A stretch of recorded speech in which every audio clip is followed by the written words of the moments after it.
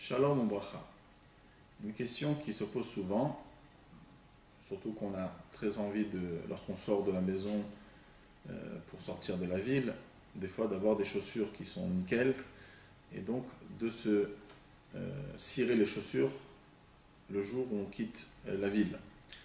Alors ça arrive aujourd'hui très facilement qu'on quitte la ville puisqu'on a des voitures, donc à chaque fois qu'on quitte la ville, on se doit de ne pas cirer les chaussures.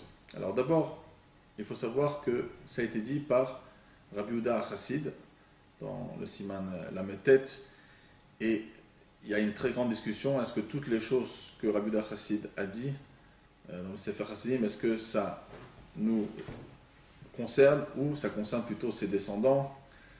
Et donc c'est un grand sujet de discussion, et c'est évident qu'il y a énormément de choses de Rabbi Yehuda Chassid qui nous concernent, mais ceux qui ont été amenés clairement par des grands décisionnaires ou par nos écrits de nos rébéim, mais pas automatiquement tout ce qui appartient à Rabbi Yehuda Chassid devrait directement nous concerner. Bon, c'est justement un sujet de grande discussion.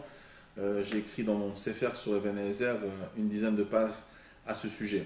Concrètement, ceux qui ne veulent pas respecter cette loi et se cirer les chaussures même quand ils quittent la ville, ils auront largement sur qui se reposer, ils n'auront aucun problème de conscience. Par contre, il y a quand même certaines personnes qui sont mahmir de ne pas le faire. Et donc la grande question, c'est, alors quand on dit le jour où on quitte, on sort, bien sûr une personne elle pourrait serrer ses chaussures un jour avant, 2 jours avant, mais le jour où on sort, c'est ça le problème. Maintenant, est-ce que si on va dans la ville d'à côté, quelqu'un il descendrait, je ne sais pas moi, d'une ville de Créteil à une ville juste à côté, alors est-ce qu'il devra respecter cette loi ou pas? Alors la conclusion, énormément de décisionnaires en parlent, le Darkei Tshuva dans le Siman 116 du Shulchan Aruch Yodea en parle longuement. Il y a aussi le Kaf HaChaim dans le Siman Kuf Yud Sif Katan Chaf Bet.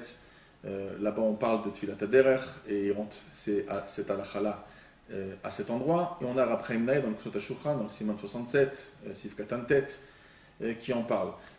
La conclusion de tout, c'est que pour toute personne qui fait attention à cette halakha, alors on fera attention à cette halakha, pas n'importe à chaque fois qu'on sort de la ville, mais à chaque fois qu'on sort de la ville et qui demandera donc de faire Tfilat HaDerech.